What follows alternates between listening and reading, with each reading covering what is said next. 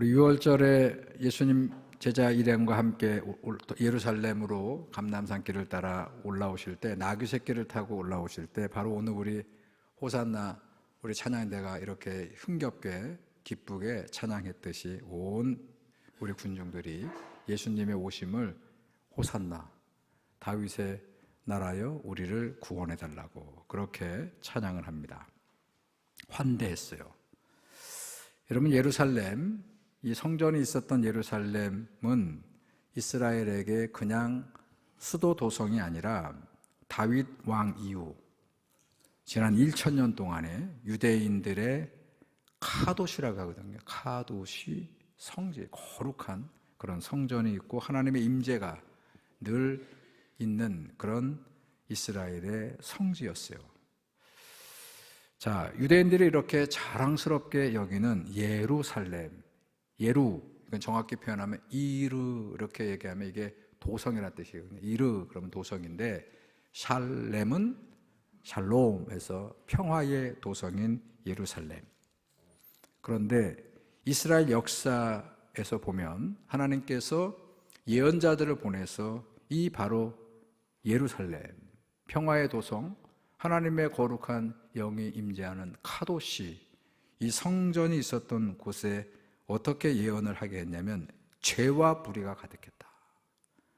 이 거룩해야 될 이 예루살렘에 죄와 불의가 가득했고, 그리고 거룩한 하나님의 임재를 바라고 찬양하면서 하나님과의 언약을 늘 배반하는 그런 성읍이라고 그렇게 예언자들은 신랄하게 이 예루살렘과 그 성전을 고발했던 곳이에요.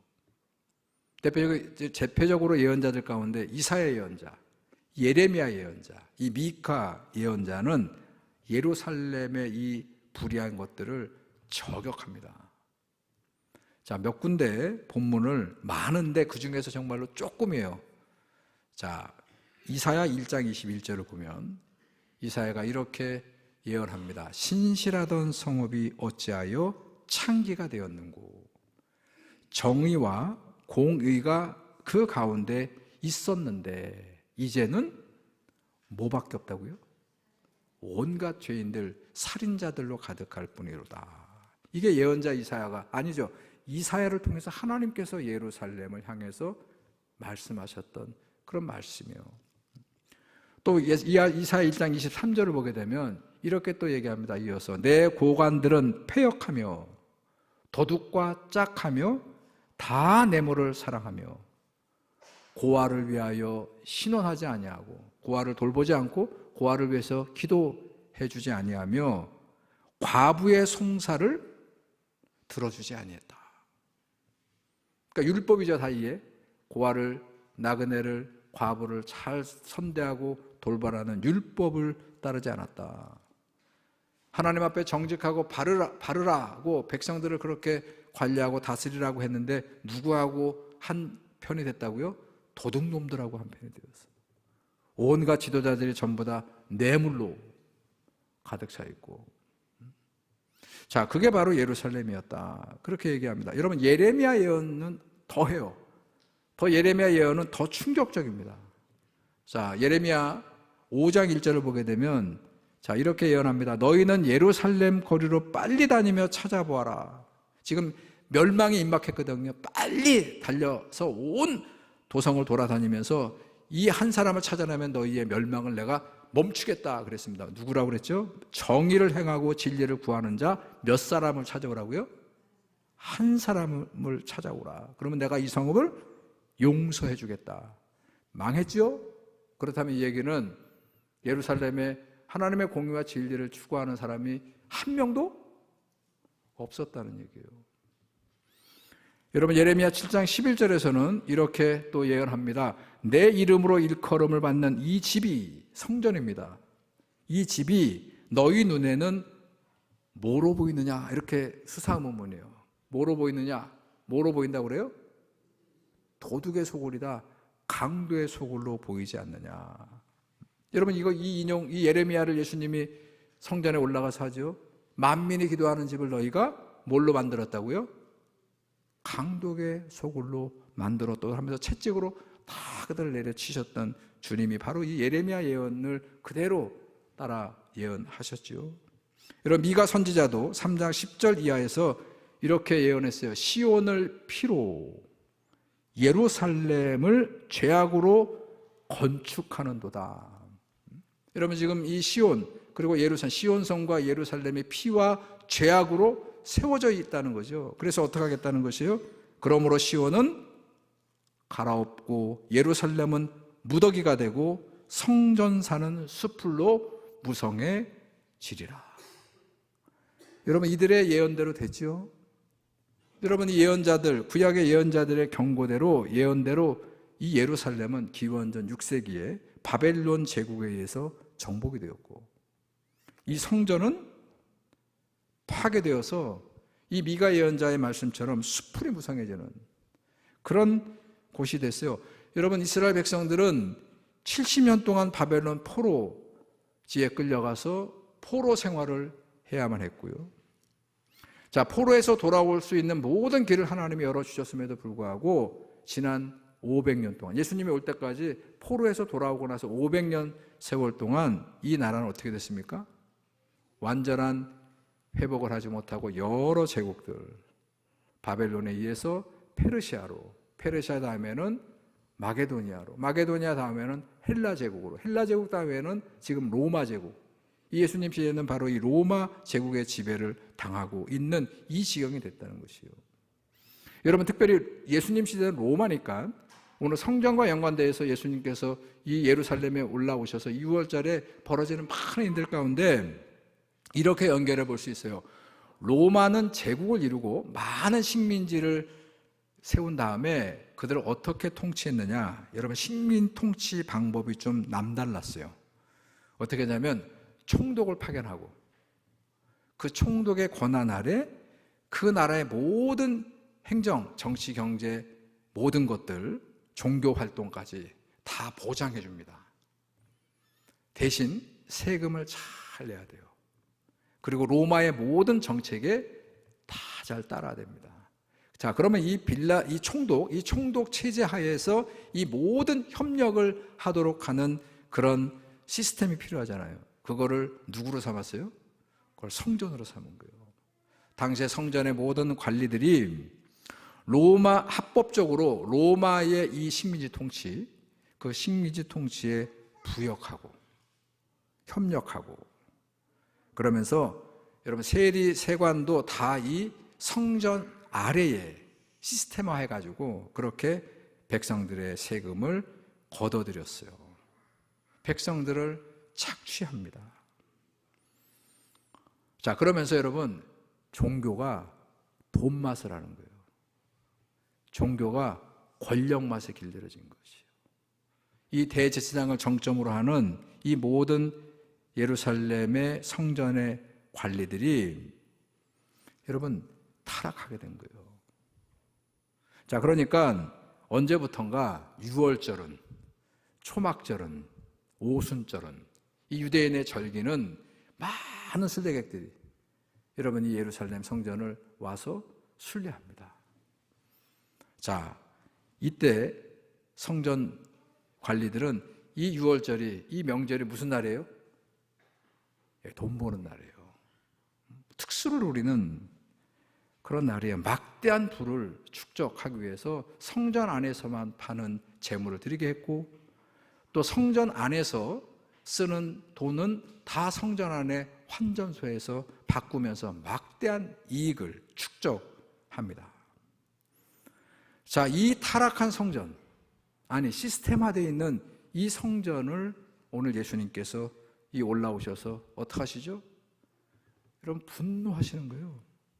여러분, 예수님이 그 채찍으로 모든 그 비둘기를 팔고 그 모든 그 상인들을 다 둘러엎고, 그 다음에 특별히 그 환전소, 그 상을 다 둘러엎었던 것은 예수님이 하신 거지만 이거 누구의 마음이에요?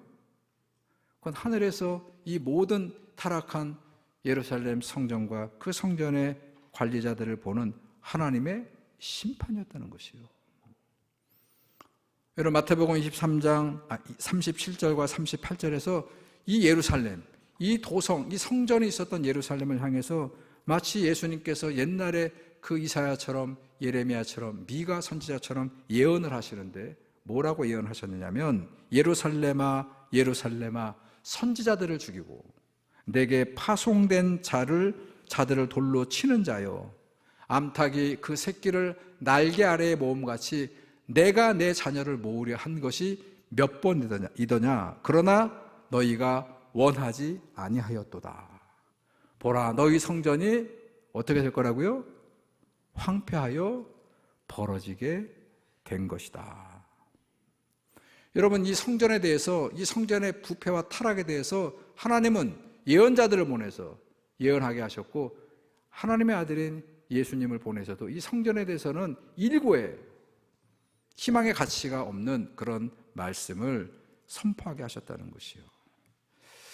자, 이런 상황이에요. 지금 예루살렘이 이런 상황이에요. 여러분 그 예루살렘에 그럼에도 불구하고 이 많은 백성들이 순례를 옵니다. 희망을 가지고 옵니다. 뭔가 이번 유월절에는 좀가 기대를 가지고 올라왔어요. 자, 그런데 바로 그 기대는 이번 유월절은 예수님입니다. 예수님. 벌써 오래전부터 한 3년여 전부터 저 갈릴리로 온 유대 전역으로 예수님의 소문이 여러분 이슈가 됐어요. 그분은 능력이 있고 그분은 겸손하고 그분은 우리를 구원해 주실 그런 메시아, 하나님이 보내신 메시아 그리스도 왕임에 틀림없다는 그런 기대감을 가지고 이번 유월절에 그 예수님이 올라오시면 이 유월절에 뭔가 하나님의 구원의 능력이 나타나게 될 거다 하는 그런 기대를 가지고 예수님을 지금 기다리고 있는데, 그런데 정말로 이 예수님이 어떻게 올라오시느냐 그랬더니 나귀 새끼를 타고 올라오신다는 거예요. 여러분 이거는 이스라엘 백성이라면 이 스가랴 예언자 예언이거든요. 이 스가랴 예언자 예언이 항상 가슴속에 있어요.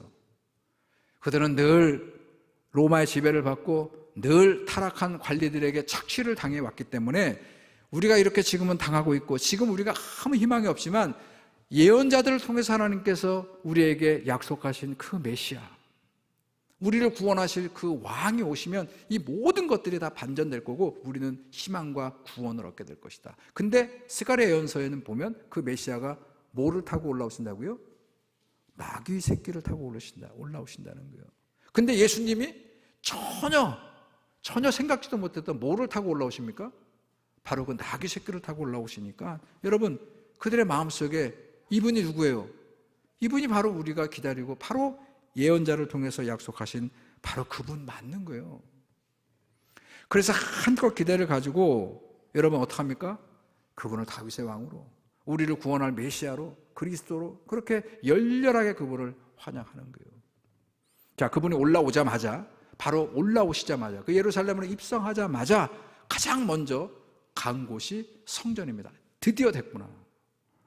여러분 이 호산나 찬양을 부르던 군중들, 우리가 종료주일을 부활절 전주일에 지킬 때 가장 성경에 말씀하는 핵심은 뭐냐면 이거를 우리가 좀 캐내야 되는데 그건 뭐냐면 기대감이에요. 기대감.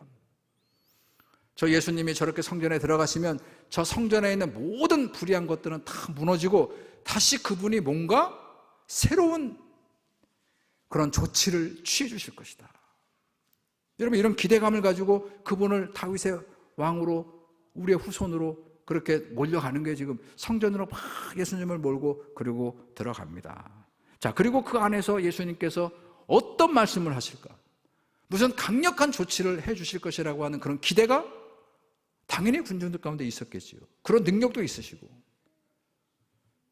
자, 가령 그 성전에 쓰고 지금 많은 사람들이 막 계속 열광을 하는 그 가운데 자, 잠시 멈추고 그리고 다 잠잠히 조용히 하게 만들고 그리고 예수님께서 백성들에게 고함이라고 하는 것을 시작되는 독립선언문 같은 거를 이제는 하나님의 백성 이스라엘에게 독립을 고하고 그리고 조금 있다가 그 능력으로 하늘의 천군과 천사에게 명하노니 이 백성들의 독립을 위해서 하나님의 권세가 이 땅에 임하기를 그렇게 선언하면 막 저기서 막 바람이 막 불어오고 막 시커먼 거름이 막 구름이 막 몰려오고, 그러면 그거를 기점으로 해서 지금 이 6월절에 이 해방과 구원의 이 사건이 지금 막 뭔가 어떤 조짐이 막 보여질 때 군중들은 뭘 하는 거예요?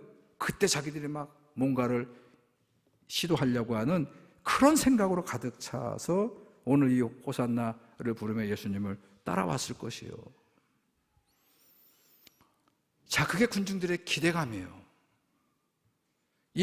메시아 예수 그리스도에게 바라는 간절한 그런 바람이에요.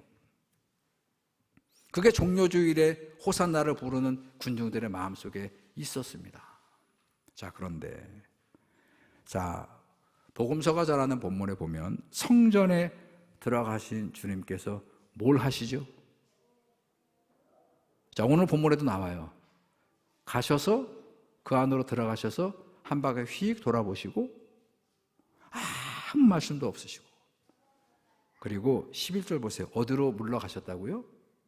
자기 친구가 있는 가장 그 가난한 동네 베다니로 그날 물러나셨다.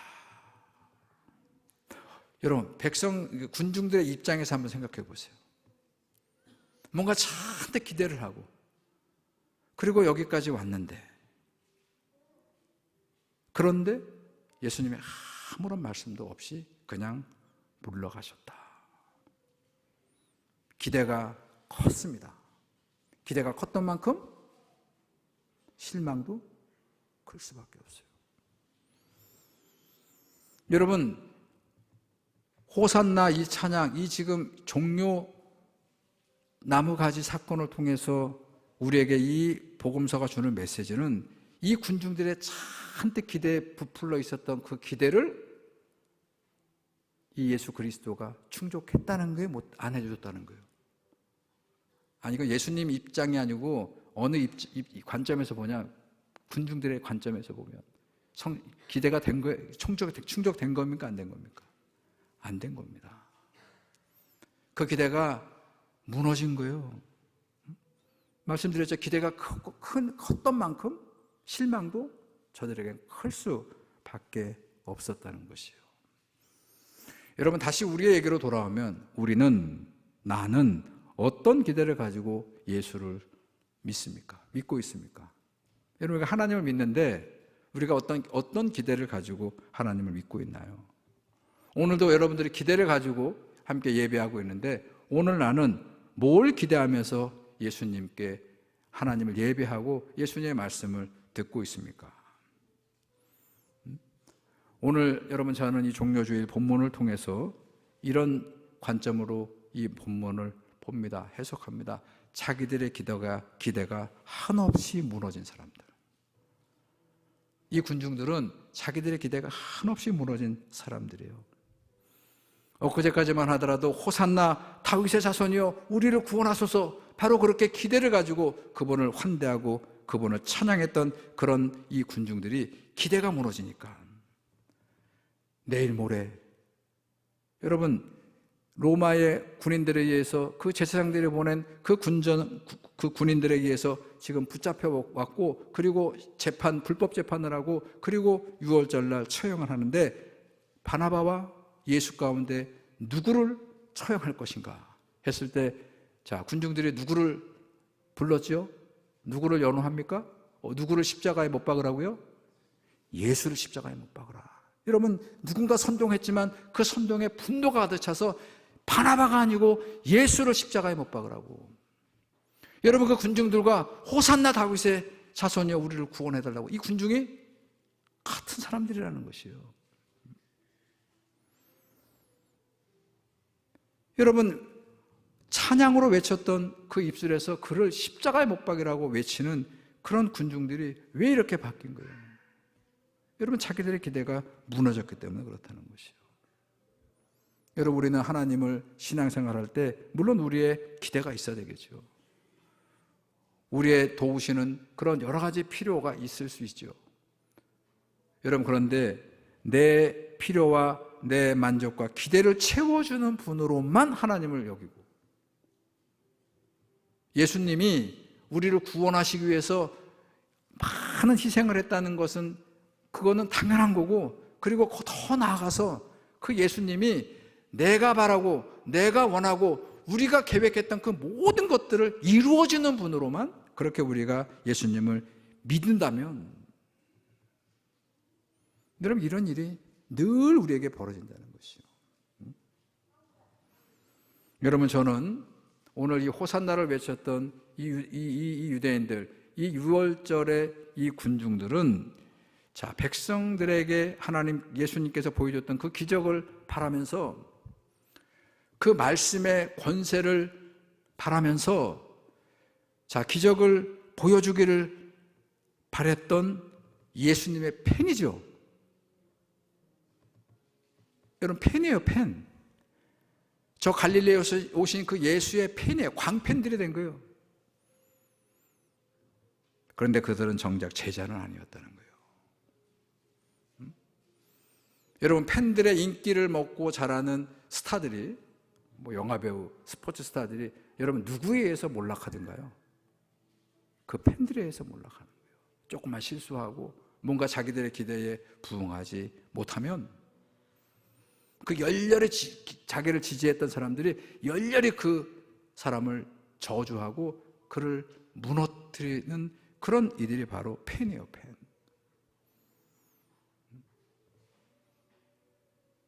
오늘 저는 우리가 열심히 예수를 믿고 그리고 신앙생활하고 따라야 되지만, 항상 왜 우리가 열심히 주님을 따라야 하는가를 하나님 말씀으로 항상 우리가 수시로 우리를 점검하고, 그 말씀이 그 주님을, 하나님을 향하도록 하는 그 말씀의 은혜를 늘 우리 안에 채우고, 우리가 우리의 필요를 따라서 주님을 따르는 그런 좀 얕은 저급한 그런 수준의 신앙이 되지 않도록 늘 성령님 앞에 도움을 기도하면서 그렇게 우리가 예수를 믿어야 된다. 여러분, 어떤 비전과 어떤 목표를 그 교회와 그 성도가 세우고 따라가는 것 중요합니다. 그런데 그 비전과 목표가 어느 순간인가 그저 간절한 나의 소망이 되어서 하나님의 뜻은, 하나님의 계획은 사라져버리고 그저 그 비전과 목표만 남아 있었을 때, 그것이 자꾸 이루어지지 않고 무너지게 되면, 그럼 오히려 그 허탈감과 여러 가지 그런 어려움들을 우리가 신앙적으로 겪게 되는 것이에요. 항상 우리가 비전을 세우고 목표를 세우더라도 하나님 말씀에 비춰보셔야 되고요, 하나님 말씀 안에서 우리가 성령의 도우심을 기도하면서, 여러분, 한 번 세워진 비전이 변하지 않는 게 아니에요.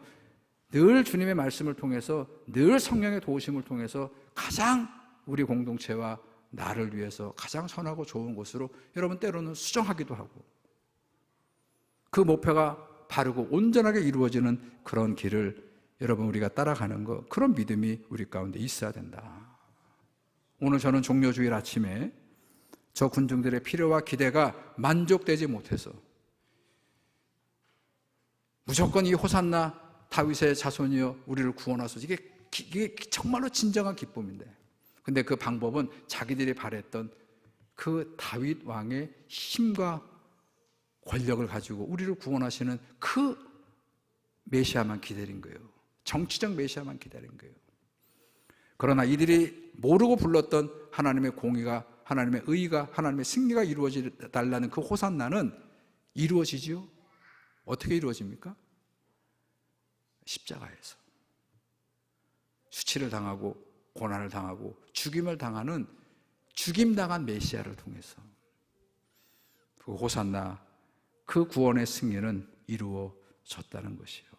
이 기대감이 이 종료주일을 보내고 특별히 다음 주 한 주간, 고난주간을 보내는 저와 여러분들의 마음속에 늘 가득하시고, 우리의 뜻대로가 아닌 하나님의 계획대로 하나님의 구원이 이루어지게 해달라고 늘 기도하면서 그리스도의 남은 고난을 한 주간 보내는 우리 모두가 되기를 다시 한번 주님의 이름으로 축원합니다. 하나님, 오늘 호산나 다윗의 자손으로 우리를 구원하시는 왕이요, 그렇게 군중들이 종려나무 가지를 흔들고 자기들의 겉옷을 길에 펴고 예수 그리스도를 영접합니다. 잔뜩 자기들의 기대가 투영되어 있습니다. 그러나 성전에 올라가신 주님께서 아무 조치도 아니하시고 선언도 아니하시고 능력도 보여주지 아니하시고 그렇게 배단이 가난한 동네로 물러가셨을 때 그 희망과 기대가 꺾인 군중들이 이제 며칠 후 그 유월절에 그 빌라도 총독 앞에서 저 십자가에 예수를 못 박으라고 그렇게 선동하고 그렇게